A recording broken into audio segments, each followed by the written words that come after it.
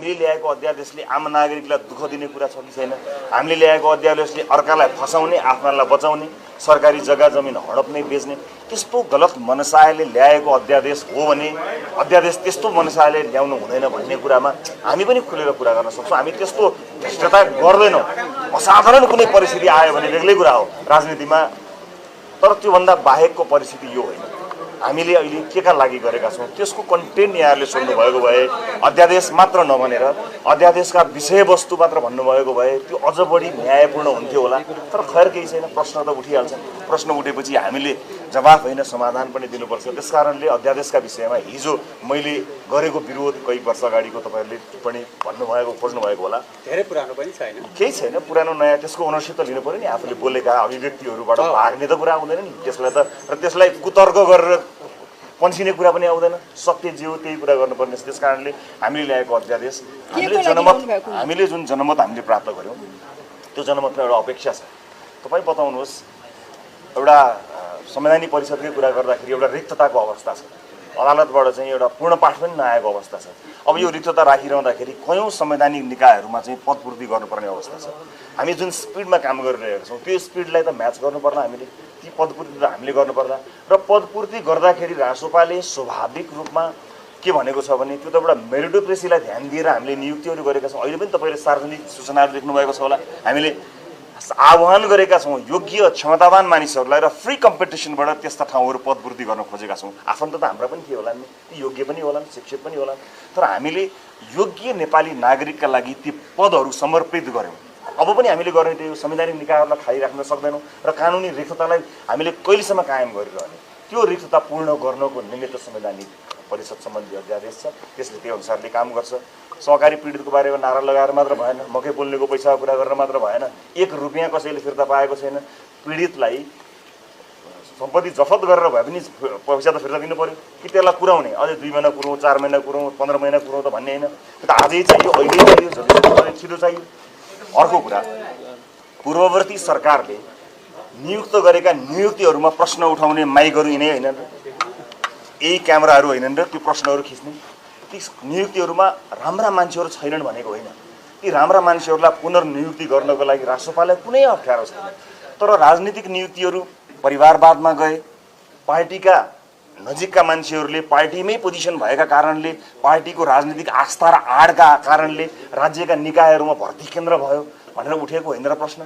कयौँ राजनीतिक नियुक्तिहरूमा त पैसाको चलखेल भयो भनेर प्रश्न उठेको होइन र। तिनलाई सम्बोधन गर्नको निमित्त हामीले पाएको म्यान्डेट त्यो फेर त्यो हटाऊ भनेर पाएको म्यान्डेट त होला नि, कि त्यसलाई 4 महिना कुरा 5 महिना कुरा भन्नुपर्ला। हामी सबै गरिसक्छौँ। जुन चिजका लागि कुर्नुभन्दा छिटो गर्नु वाञ्छनीय हुन्छ त्यस्ता कुराहरूलाई अध्यादेश मार्फत सरकारले ल्याएको। अध्यादेशको विषयवस्तु, त्यसको उद्देश्य, त्यसको नियतमा प्रश्न छ भने यहाँहरूले मलाई जहिले पनि प्रश्न गर्न सक्नुहुन्छ। तर यसको नियत जनतालाई राहत दिने, रिक्त ठाउँहरूलाई मेरिटोक्रेसीको आधारमा भर्ने, त्यो एउटा पवित्र राम्रो असल नियत र उद्देश्यका साथ र टाइमली गर्नुपर्ने चिज टाइमली गर्नुपर्ने हुन्छ। हामी त्यसको लागि हामी तयार भएका हौँ। नत्र लोकतन्त्रका आधारभूत कुराहरूलाई भत्काउने, त्यसलाई वास्ता नगर्ने, ओलीपथ भन्नुभयो तपाईँले, यो अर्को पथ त्यतातिर जाने भए कि हामीले एउटा संवाद पनि नगरिकन हामीले सार्वजनिक लेखा समिति उपलब्ध त्यो त के भने त्यो त एउटा मर्म हो, बाध्यता। यस्ता चिजहरू त हामी कुरा भएको हुनाले अध्यादेशको कुरामा चारवटा प्रतिपक्षी दलहरूले राष्ट्रपतिज्यू अलोकतान्त्रिक भयो भनेर चारवटा आह्वान गरिसक्नु भएको छ राष्ट्रपतिज्यूलाई, फिर्ता पठाइ। दुईटा हुन्छ प्रतिपक्ष, एउटा विरोध गर्ने कुरा हुन्छ, एउटा विरोधी बन्ने कुरा हुन्छ। विरोधी त सधैँ विरोधी नै भइहाल्यो, तर विरोध गर्ने त उहाँहरूको एउटा लोकतान्त्रिक अधिकार पनि हो। तर यो कहाँबाट अलोकतान्त्रिक, यो कहाँबाट चाहिँ असंवैधानिक भएछ त्यो चाहिँ मैले प्रतिक्रिया हेरेर पाएको छैन। यो होइन, यो अभ्यास नै, यो लोकतन्त्रलाई मजबुत गराउनको निमित्त, इन्स्टिट्युसन्सहरूलाई बलियो बनाउनको निमित्त संविधान प्रदत्त अधिकारको दुरुपयोग गरेको होइन, यसलाई सही सदुपयोग गरेको हो। त्यसमा कुनै विधि मिचिएको होइन, त्यसको उद्देश्य पवित्र छ, त्यसको कारण आधारहरू स्पष्ट छन्। त्यसकारणले यो गैर कानुनी पनि होइन, संविधानले दिएकै कुरा भएको हुनाले तपाईँले मलाई यति धेरै प्रश्न अर्डिनेन्समा गर्दा अर्डिनेन्सको यो व्यवस्थाले चाहिँ लोकतन्त्रलाई खतरा पार्यो नि, यसले त तपाईँहरूले आफ्नो मान्छे पोस्नुभयो नि भन्ने प्रश्न त एउटा पनि आएन नि। छ भने गर्नुहोस् न। त्यो भन्दा पनि खासमा कस्तो भने सबैलाई सोध्ने गरेको छु मैले चाहिँ यो ढोका खुला हुँदाहुँदै भित्ता नै फुटाएर चाहिँ चोर बाटोबाट किन पसेको, बानी पर्छ कि आदेश र अध्यादेशबाट चल्ने आदत बस्छ कि भन्ने कुराको डर हो क्या यो। गर्दैनौँ, यो त गलत भयो भन्ने कुरा यो तपाईँले सचेत गराउनु भयो। तर एउटा कुरा के हुन्छ भने अब यो ओपिडी र इमर्जेन्सी त अलग हो नि। इमर्जेन्सी परेको बेलामा ओपिडीमा लाइन लगाएर लाग्यो त भन्नु भएन नि। संवैधानिक रिक्तता कायमै छ, अर्को 3 महिना 2 महिना 3 महिना प्रोसेस गरेर त्यो रिक्ततालाई कायमै राख्ने कुरा कतिको जायज होला। कतिपय साथीहरूले भन्नुहुन्छ एउटा रुखले गर्दाखेरि यहाँ विकास निर्माण अल्झियो, हजुर हामी त गर्नै सकेनौँ भन्ने भएको छ। अब 3 महिना विकास निर्माण ठप्प पारिदिने त हामीले। त्यस कारण विकास निर्माणसँग सम्बन्धित, नागरिकको जनस्वास्थ्यसँग सम्बन्धित र विशेष गरेर राजनीतिक नियुक्ति, अलिकति प्रश्नहरू उठेका राजनीतिक नियुक्तिहरूलाई मेरिटोक्रेसीमा लैजाने उद्देश्यका साथ हामीले यी कामहरू गरेका छौँ। त्यस कारणले यसका अन्तर्वस्तुमा प्रश्न भयो भने सही हो, तर यो आफै यो प्रक्रिया यो सिङ्गो अध्यादेश ल्याउनु नै गलत भन्ने कुरा चाहिँ त्यसका उद्देश्यमा भर पर्छ। फेरि पनि भन्छु म, कुनै पार्टी फुटाउन ल्याएको पनि होइन, अर्काको मान्छेलाई फसाउन या कुनै सरकारी सम्पत्तिलाई दोहन गर्न, कसैलाई जागिर दिन या यस्तो उद्देश्यले नल्याएको हुनाले यसको अन्तर्वस्तु एकदमै सही छ। अब तपाईँले थाहा पाइहाल्नुहुन्छ अगाडि बढाएको भयो प्राप्त गरिसक्नुभयो, व्यवस्थापन चाहिँ प्रक्रिया कसरी अगाडि बढ्छ, त्यो सफलता कसरी? अब म यो पनि बताउँछु, म समय दिन्छु तपाईँहरूलाई। आज मैले तपाईँहरूको प्रश्नहरू राम्रोसँग तपाईँ कति व्यवस्थित हुनु भएर चाहिँ एकदम खुसी पनि लाग्यो। सुकुम्बासीको विषयमा के छ भने जो नागरिकहरू खतरापूर्ण ठाउँमा आफ्नो ज्यान नै जोखिम भएर खोला किनारमा बसिरहनु भएको छ र स्पष्ट रूपमा गैर कानुनी रूपमा हडपिएको अवस्था छ, त्यो जो कोहीले हेर्दा पनि प्रष्ट देखिने ठाउँहरूको बेलामा ती अवस्थाहरूमा मात्र अहिले जसरी हामीले गरेका हौँ त्यो कदम त्यसका लागि राखेको कदम हो। यद्यपि यो कदम चाल्दा हामीले के कुरा मध्यनजर राखेका छौँ भने प्रक्रियामा 2 दिन अलिकति दुःख कसैलाई भएको हुन सक्ला, म त्यो भएन भन्न सक्दिनँ। तर तपाईँलाई तपाईँको माध्यमबाट देशैभरिका साथीहरूलाई म के सन्देश दिन चाहन्छु भने एउटा पनि नागरिकलाई घरबारविहीन बनाउने हाम्रो उद्देश्य छैन। त्यसको लगत सङ्कलन हुन्छ र घरबारविहीन नभएका कहीँ पनि जग्गा जमिन नभएकाहरूका लागि सरकार छ। 2 दिन 4 दिन अलिकति दुःख भयो होला, किनभने राज्यको स्रोतको सीमितता, हाम्रो पहुँचको सीमितताले अलिकति यो प्रक्रियामा केही दुःख हुन गएको हुनसक्छ केही साथीहरूलाई। तर यति विश्वस्त गराउन चाहन्छौँ कि कसैलाई पनि विस्थापित गरिदिने, कसैलाई पनि घरबारविहीन बनाइदिने, सडकमा ल्याइदिने, छाना पनि नहुने, खाना पनि नहुने, नाना पनि नहुने यस्तो अवस्था सरकारले सिर्जना गर्दैन। अहिले प्रतिपक्षीहरूले अन्य दलहरूले कतिपय मान्छेलाई देख्यौ त तिमीहरूले घन्टीमा भोट हालेको, अब सबै तिमीहरूको भत्काउँछ भनेर यसको राजनीतिक रूपमा यसको गलत व्याख्या अपव्याख्या गरेको मैले सुनेको छु। हामीले प्रधानमन्त्रीज्यूले आफैले पनि भन्नुभएको छ कि यी ठाउँहरू प्राथमिकतामा थिए, यी ठाउँहरू खतरापूर्ण छन्, त्यसकारणले यी ठाउँलाई व्यवस्थित गरेर लिएर जान्छौँ भन्नुभएको थियो।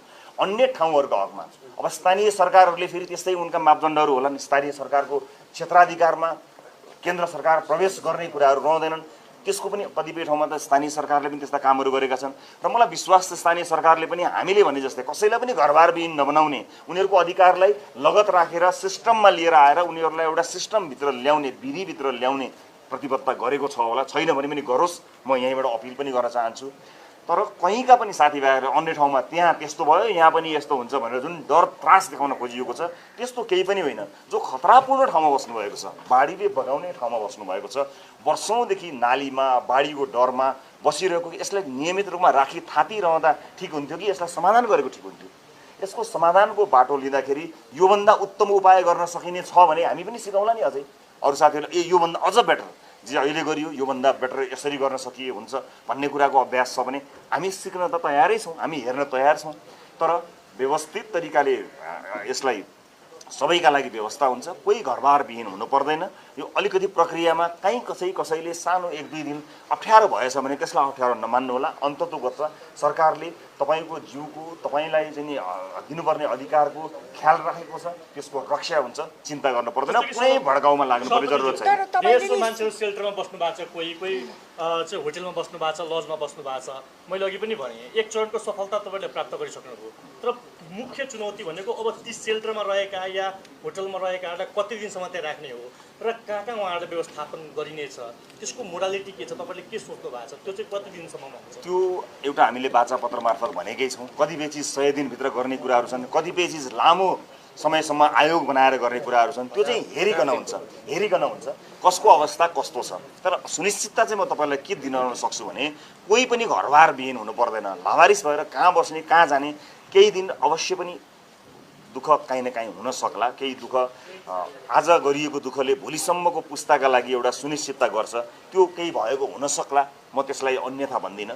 तर हेरिकन अवस्था हेरिकन कोही घरबार भएकै पनि हुनुहुन्छ होला, कसैको कहीँ कतै केही पनि छैन होला। त्यस कारणले कसको अवस्था के छ यसको लगत सङ्कलनको कार्य निरन्तर भइरहेको छ।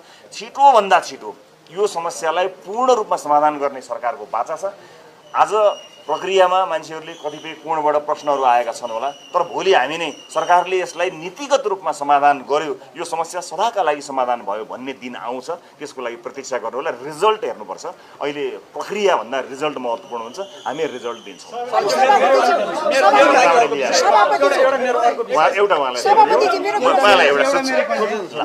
सुदन गुरुङले जे आरोप लागे उहाँमाथि, उहाँले राजीनामा दिनुभयो, छानबिनका लागि सघाउँछु भन्नुभयो। छानबिन कहाँसम्म पुगेको हो, कहिले हुन्छ, यसको प्रोसेस कहिलेसम्म गइसक्छ, यो अलिकति? मलाई लाग्छ छानबिनको प्रक्रिया अब चाँडै सुरु हुन्छ। त्यो कस्तो छानबिन हुन्छ भन्ने कुरा पनि तपाईँहरूलाई जानकारीमा आइ नै हाल्छ। अहिले उहाँले आफ्नो नैतिकता देखाएर ममाथि प्रश्न उठेको हुनाले छानबिन गरियोस् नै भन्नुभएको। मलाई पनि छानबिन गर्नु पर्यो, मलाई छानबिन गरियोस्। मलाई नि अरूलाई जस्तै मलाई पनि छानबिन गरियोस्, ममाथि उठेका प्रश्नहरूको निराकरण होस् भन्नुभएको छ। उहाँमाथि छानबिन हुने कुन प्रक्रियाबाट भन्ने कुरा चाँडै हुन्छ। त्यो छानबिन जीवी राईको विषयमा भन्दिनँ, जीवी राईलाई सरकारले समात्न सकेन भन्ने छ। उहाँले सफाई पाइसके पश्चात उहाँ नै गृहमन्त्री बन्नुहुन्छ भनिरहेको अब आयोगै बनेको छैन, सफाई नै भएको हुन्छ। तपाईँको सफाई पाए पनि नराख्नुहोस् भन्ने हो कि तपाईँको प्रश्न? सफाई नै पाउनु भएन भने त पाइसक्नु भएपछि त त्यो त प्रश्न सकिने नै होला। सुदन गुरुङलाई नै फिर्ता ल्याउनुपर्छ भन्दै माइती घरमा 3औं आन्दोलन भइरहेको छ। हुनसक्छ नि। उहाँलाई समर्थन गर्ने साथीहरूले उहाँको लागि पुनर्बहालीको लागि गर्नुभएको रहेछ भने त ठिकै हो नि। त्यति समर्थक उहाँले प्राप्त गर्नुभएको छ।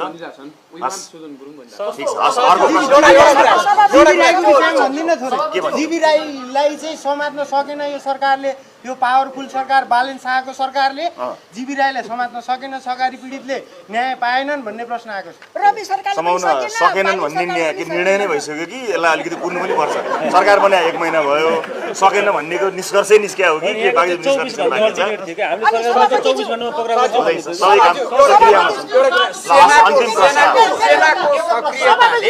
धेरैलाई तर्साएको अवस्था छ। सेनाले किन चाहिँ विज्ञप्ति पनि सञ्चारकर्मीहरूलाई पनि हामी कारबाही गर्न सक्छौँ, कारबाहीको भागीदार हुन सक्छ भन्ने किसिमको, अनि लगत सङ्कलनमा पनि सेना किन देखियो भन्ने प्रश्न उठाइँदैछ। कसरी हेर्नु भएको छ? अब एउटा कुरा के छ भने नेपाली सेनासँग सम्बन्धित प्रश्नहरूका विषयमा नेपाली सेनाले आधिकारिक रूपमा आफ्ना धारणा सार्वजनिक गर्दै पनि आएको छ। अब शङ्का उपशङ्का गर्नुपर्ने कारण केही पनि छैन। कहिलेकाहीँ कतिपय संयन्त्रहरू कतिपय सूचना प्राप्त गर्न छिटो पनि हुन्छ। यो मेरो अन्दाज मात्रै होला भन्ने एउटा मेरो अनुमान हो। यो कतिपय कस्तो भने संयन्त्रहरू, विभिन्न संयन्त्रहरूको आफ्नै क्षमता छ। कसैको क्षमता अलिक बढी छ केही कुरामा, कसैको क्षमता अर्को कुरामा बढी छ। हुनसक्छ त्यो लगत सङ्कलन प्रक्रियामा अझ बढी सक्रियता भएर त्यसले चाहिँ राज्यलाई सघाउनको लागि काम लागेको पनि हुनसक्ला। यो मेरो त्यसै अन्दाज मात्रै हो। त्यस कारणले त्यस्तो प्रश्न उठाउनु पर्ने लगतका लागि, भोलिका लागि केही निर्माण गर्ने कामका लागि पनि हुनसक्ला, कुनै पनि चिजका लागि हुनसक्ला।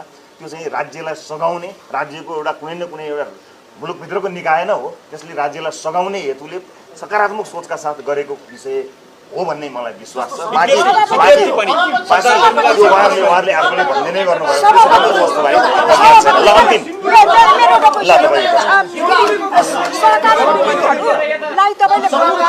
जेलबाट निस्केपछि आफ्नो कुनुको बिहा समेतमा पैसा दिन्छु भन्नुभएको, खै दिनुभयो त? मैले ठ्याक्कै त्यही भने हो। मैले जेलबाट निस्केर जे भने तपाईँले भनेकै कुरा भने हो कि 100 दिनभित्र उहाँहरूको साना बचतकर्ताहरूको रकम फिर्ता आउने प्रक्रिया सुरु गर्ने हामीले भनेर लेखेरै बाचा सुरु भयो। त्यसैको लागि काम गर्दैछौँ। 30 दिन भयो नि अहिले भर्खरै, 30-31 दिन भयो। हुन्छ त्यो। हस्, धन्यवाद।